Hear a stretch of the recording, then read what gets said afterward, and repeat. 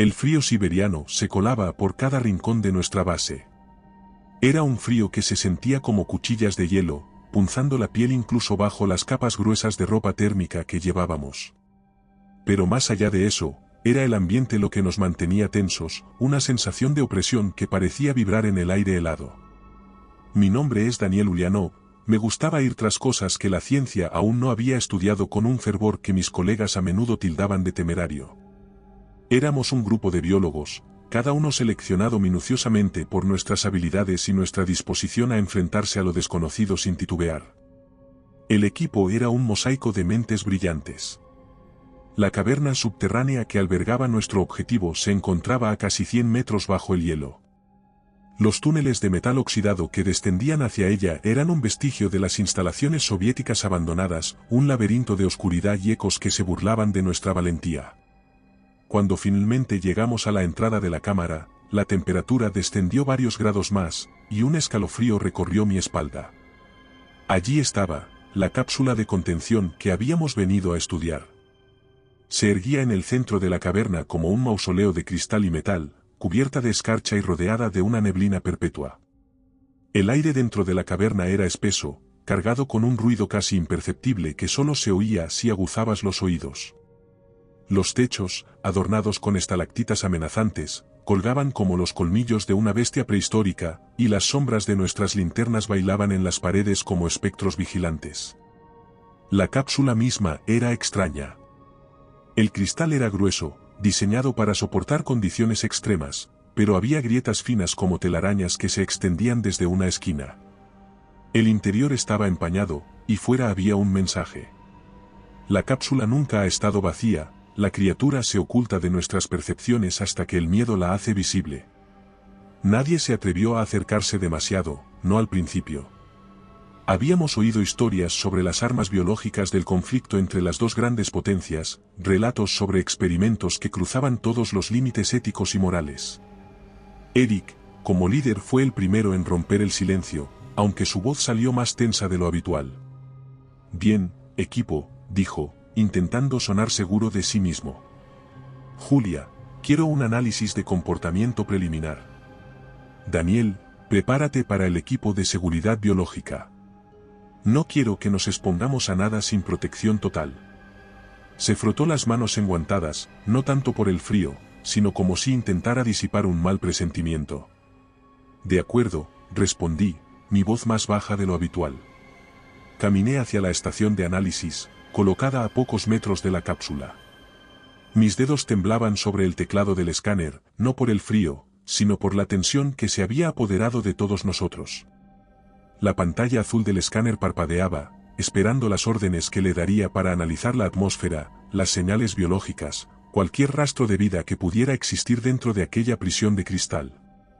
Antes de que pudiera activar el análisis, me detuve en seco. Oí un sonido, un leve zumbido bajo que parecía emanar desde dentro de la cápsula. Era algo que hacía vibrar el suelo bajo mis pies y retumbaba en mis costillas como un latido lejano. Como si algo estuviera vivo allí dentro, algo con un corazón que bombeaba. «¿Escuchan eso?», dije. Julia se acercó un paso, sus ojos oscuros atentos como los de un halcón. «Es solo el crujido del hielo», dijo, pero no estaba convencida. Y yo tampoco. El zumbido parecía incrementarse, un crescendo que se mezclaba con mis pensamientos. Me acerqué un poco más, olvidando por un momento mis órdenes, mi misión, todo. Las grietas en el cristal se veían más profundas. «Daniel, cuidado», advirtió Eric, su tono era serio. Pero antes de que pudiera retroceder, sentí un cambio en el aire que oprimía mis pulmones. Algo no estaba bien. El primer grito fue de Julia. No de miedo, sino de puro pavor, tan desgarrador que hizo eco por los pasillos metálicos del laboratorio subterráneo, reverberando en cada rincón como un lamento del inframundo. Dejé caer el equipo que llevaba en las manos y corrí tras el sonido, mis botas retumbaban en el suelo congelado mientras el miedo me estrujaba las entrañas. Sentía que el aire se espesaba a cada paso, como si algo invisible nos estuviera observando desde la oscuridad. Cuando llegué, los demás ya estaban allí, el líder, de pie junto a Julia, con los ojos muy abiertos y una mezcla de rabia e impotencia en su rostro. Pero se centraba en ella, que estaba acurrucada contra la pared, temblando incontrolablemente, sus ojos fijos en un rincón donde no había nada, en principio. Me acerqué, el frío se mezclaba con un miedo que no podía explicar. Y fue entonces cuando lo vi. En la penumbra, algo se movía, algo amorfo y retorcido. Una masa grotesca de carne y sombras que parecía desintegrarse y reconstruirse al mismo tiempo, como si la misma realidad luchara por mantener su forma. Sus mandíbulas eran enormes, extendiéndose más allá de lo natural, como la boca de un depredador, con dientes desiguales y afilados que chasqueaban a un ritmo siniestro. Sus ojos eran pozos oscuros de vacío, y al mirarlos sentí como si la locura se adueñara de mí. Julia no dejaba de decir, no es real, no es real, pero cada uno de nosotros podía sentir la amenaza de esa criatura que se cernía sobre ella. Eric se agachó rápidamente, y sacudiéndola por los hombros intentó desesperado romper el trance. «Mírame. Tenemos que salir de aquí, mírame», gritó, pero su voz no tenía el mismo poder calmante que antes. El pánico era contagioso, y yo podía sentir como mi propio miedo empezaba a revolverse, a despertarse como un animal enjaulado. Fue entonces cuando sentí algo frío y viscoso rozar mi espalda.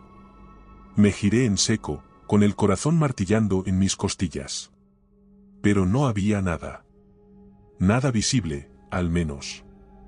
La presión en el aire se volvía cada vez más densa, opresiva, casi como si una mano invisible me estuviera estrangulando. «Tenemos que movernos», balbuceé, mi voz sonaba débil incluso para mí. El líder logró levantarla, aunque parecía que le iba a dar un ataque de nervios, y comenzamos a retroceder hacia el centro de operaciones. Pero a cada paso, la sensación de ser perseguidos por esa criatura se volvía más fuerte. Sentí como si mi espalda estuviera expuesta a un ataque inminente, y cada sombra que se movía con las luces parpadeantes, mi mente me traicionaba viendo cosas donde no las había. Llegamos al centro de operaciones, donde las luces fluorescentes titilaban como si algo estuviera acabando con la energía del lugar. Los monitores mostraban estática, y el sistema de alarma, que normalmente emitía un pitido regular, ahora lanzaba señales erráticas y distorsionadas.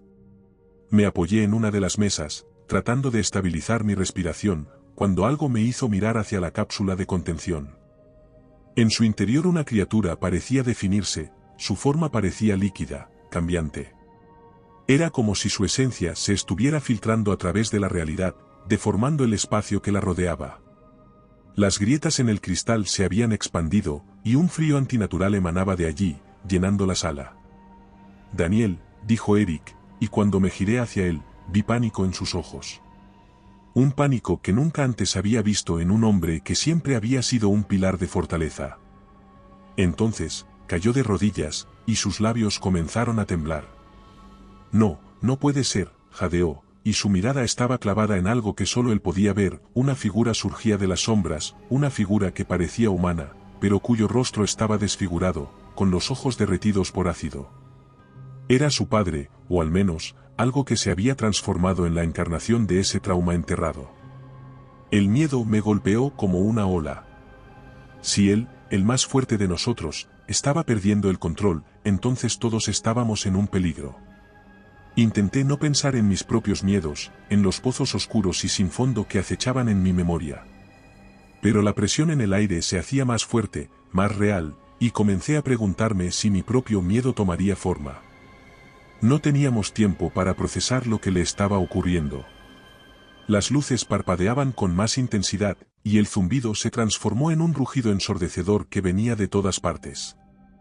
Los monitores del laboratorio mostraban imágenes de error, distorsionadas y sin sentido, mientras una sombra comenzaba a formarse en una esquina, una sombra que parecía alargarse hacia nosotros, como una mano con dedos deformes. «Tenemos que salir de aquí», grité, pero mi voz se perdió en el caos. Mi mente se aferró a un recuerdo, la advertencia: la cápsula nunca ha estado vacía. La criatura solo se oculta de nuestras percepciones hasta que el miedo la hace visible. Era como un rompecabezas que se ensamblaba ante mis ojos. La criatura no estaba contenida, simplemente se estaba alimentando de nosotros, de nuestros miedos, volviéndose más evidente a cada segundo que pasaba. El rugido del sistema de alarma se cortó de repente, y el silencio que siguió fue aún peor. No había lugar a donde correr. No había salida para lo que estaba sucediendo, y todo en mí decía que huyera, aunque no había a dónde ir. La criatura estaba aquí, se estaba materializando. Estaba alimentándose. Y estábamos completamente a su merced. La puerta de la cámara de contención se cerró de golpe, Julia y yo estábamos atrapados dentro, y la sensación de desesperación me golpeó. A través de las gruesas paredes de la cámara, aún podíamos oír los gritos de los demás, hasta que finalmente se apagaron, cortados de manera abrupta, y el silencio que los reemplazó fue como una sentencia. Julia sujetaba un bisturí que parecía absurdamente inadecuado, un arma ridícula contra lo que nos enfrentábamos.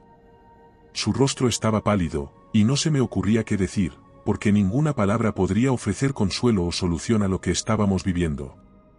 «Mírala», gritó ella de repente, su voz rota por el pánico. Señalaba hacia la cápsula de contención, y cuando dirigí mi mirada hacia allí, mi garganta se cerró. La criatura estaba completamente despierta, y lo que vi desafió cualquier comprensión lógica. Sus extremidades se desplegaban como las patas de un insecto monstruoso, delgadas y llenas de articulaciones. Los huesos, o lo que parecían ser huesos, se extendían y se retorcían en ángulos antinaturales, como si su forma estuviera en constante lucha por adaptarse a algo que no pertenecía a este mundo. Sus ojos eran pozos infinitos de oscuridad, vacíos que no reflejaban luz alguna, sino que absorbían la realidad misma, deformándola. Julia retrocedió, casi tropezando con uno de los monitores caídos, y levantó el bisturí con un intento desesperado de defensa. Yo extendí un brazo y la detuve, apretando sus hombros con más fuerza de la que pretendía. Sabía que si cedíamos al pánico, si permitíamos que nuestros miedos se apoderaran de nosotros, la criatura acabaría con nosotros o, peor aún, nos transformaría en algo irreconocible. Los ojos de mi compañera se encontraron con los míos, y vi en ellos la misma desesperación que sentía ardiendo en mi pecho. «¿Qué hacemos?», dijo, su voz cargada de impotencia. La criatura nos observaba, o al menos eso parecía.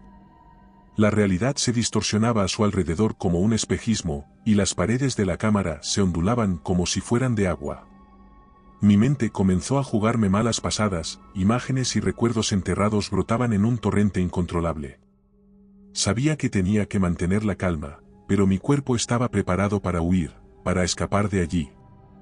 Cerré los ojos, tratando de ordenar mis pensamientos, de encontrar un resquicio de racionalidad. «Es una ilusión», me dije, con la voz tan rota como el resto de mí. «Se alimenta de lo que tememos». Pero ni siquiera yo creía mis propias palabras. El miedo no es algo que se pueda racionalizar, es una fuerza primaria, insidiosa, y estaba empezando a manifestarse. Porque mi propio miedo, el que había evitado durante años, comenzó a abrirse paso como un veneno. La imagen del pozo apareció de repente. Negro, sin fondo, un abismo que había poblado mis pesadillas desde que era pequeño. El pozo en el que mi madre se había ahogado, atrapada por las corrientes subterráneas, mientras yo observaba, incapaz de salvarla. El pozo estaba allí, a solo unos metros de donde estábamos. Podía escuchar el agua oscura chapoteando, el eco hueco de la desesperación, y mi cuerpo se paralizó. «No puede ser real», repetí, pero mis piernas ya no me sostenían. Caí de rodillas, la criatura avanzó, más sólida, más definida, y con cada paso que daba, nuestros miedos se volvían más reales. Sabía que iba a acabar con nosotros. Julia me miró, y vi en sus ojos que ella también estaba desbordada, luchando contra sus propios demonios. Pero en un último acto de valentía, o quizás de pura desesperación, cerré los ojos y apreté sus manos con fuerza. Teníamos que hacerlo juntos. «No mires», le dije, y sentí como cada palabra era un esfuerzo titánico. «No pienses. Solo deja que se desvanezca». Ella cerró los ojos también, y juntos, tratamos de sofocar el miedo que se arrastraba por nuestras mentes. No fue fácil, pero con cada segundo que resistíamos, las visiones comenzaron a desvanecerse, a perder fuerza. El pozo se desdibujó, y el agua dejó de chapotear. La criatura lanzó un grito, un sonido inhumano que hizo que mis oídos zumbasen y mi mente se nublara. Fue un grito que lo sacudió todo, como si el universo mismo se quejara de nuestra resistencia. Cuando abrí los ojos de nuevo, me sentí como si algo dentro de mí se hubiera roto para siempre. Las visiones habían desaparecido, y el frío era lo único que quedaba, envolviéndonos en una calma tan silenciosa que parecía irreal. Julia estaba a mi lado, respirando con dificultad, sus ojos abiertos pero vacíos, como si una parte de ella nunca hubiera escapado del pavor.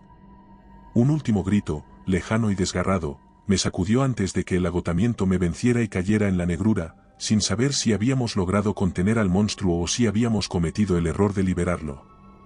Nadie volvió a oír hablar de nosotros. Pero en la tundra siberiana, bajo el hielo antiguo y cruel, algo acecha todavía. Algo que nunca estuvo realmente contenido, algo que aguarda, paciente, a su próxima presa. Y recuerda, si te ha gustado mi historia, no dudes en hacérmelo saber en la barra de comentarios, y dando like y suscribiéndote nos apoyas para poder continuar trayéndote más historias como esta. Además, puedes encontrar ahora nuestros libros en Amazon. Nos despedimos desde el terreno misterioso.